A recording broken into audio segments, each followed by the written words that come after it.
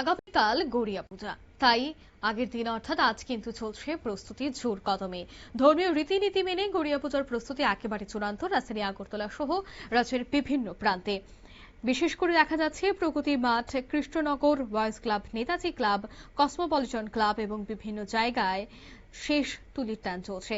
মূলত একটি বাঁশের শিপির ভেতর কাপড়ে বেঁধে ফুল, ফল, এছাড়া মুরগি বুলি, চালের মদ দিয়েই বাবা গড়িয়াকে সন্তুষ্ট করা হয়। তাই সমস্ত প্রস্তুতিও কিন্তু শুরু হয়ে যাচ্ছে। অন্যদিকে আগরতলা রাজবাড়িতেও হয়ে থাকে গড়িয়া পূজা। তবে দেখা গেছে শুধুমাত্র রাজবাড়ি নয়, অন্যান্য জায়গাতেও গড়িয়া পূজার প্রস্তুতি চলছে।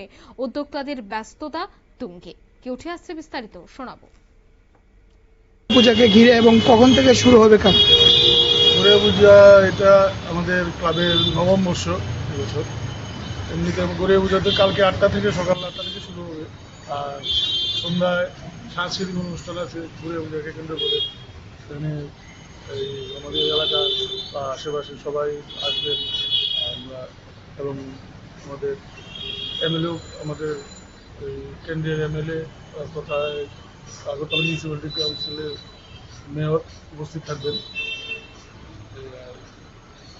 এটাই হবে, প্রত্যেকবার এরকমই হয়।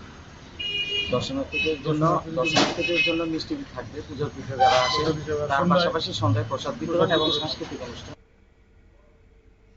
আপনারা শুনলেন তাদের এই বক্তব্য। অর্থাৎ রাজধানী আগরতলা সহ রাজ্যের বিভিন্ন প্রান্তে যেভাবে প্রস্তুতি চলছে, ঠিক তেমনি তারা জানাচ্ছেন যে তাদের একেবারে চরম প্রস্তুতি, আর সেই প্রস্তুতিতেই কিন্তু তারা লেগে পড়েছে।